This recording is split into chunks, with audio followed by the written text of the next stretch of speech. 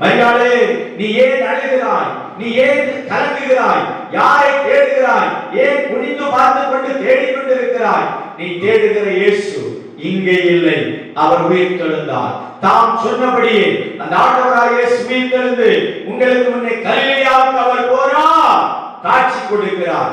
அப்படி வாக்குத்தத்தம் பண்ணின தேவன் இன்றைக்கு ஜீவிக்கிறவராக இருக்கிறார். மட்டுமல்ல, உயிர்த்த இயேசு மீண்டும் வருவார்.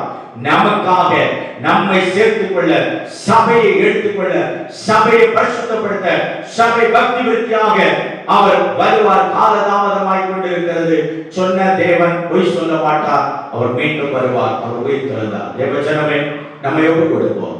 நம்முடைய சமூகத்திலே, நம்முடைய தேவ சமூகத்திலே நம்மை தாழ்த்துவோம். இந்த 2026 வருஷம் உயிர்ப்பின் பண்டிகை ஆண்டவர் ஆராதிக்கிற தேவ பிள்ளைகள் சோர்ந்து போக வேண்டாம், கலங்கி போக வேண்டாம்.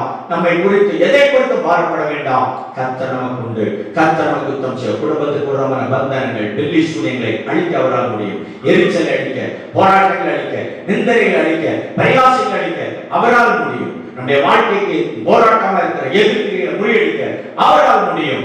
அவர் சொல்லாகும், அவர் கட்டளையிட இருக்கும். அந்த உயிர்த்த இயேசுவை நோக்கி பார்ப்போம். சிந்தனைகளை ஒருமுகப்படுத்துவோம், சேவை ஒருமுகப்படுத்துவோம். நம்முடைய பலவீனங்களில், நம்முடைய மாம்சத்தின் சோர்விலே அவர் நமக்கு உதவி செய்ய முடியும். மருந்து, மாத்திரையோ, பரிசோதனைகளோ, உலகத்தில் எந்த காரணம் முடியாத காரியங்களை இயேசுவால் குணமாக்க முடியும், இயேசுவால் விடுதலை செய்ய முடியும். அவரை நோக்கி பார்ப்போம். அவர் இங்கே இல்லை, அவர் உயிர்த்தெழுந்தார்.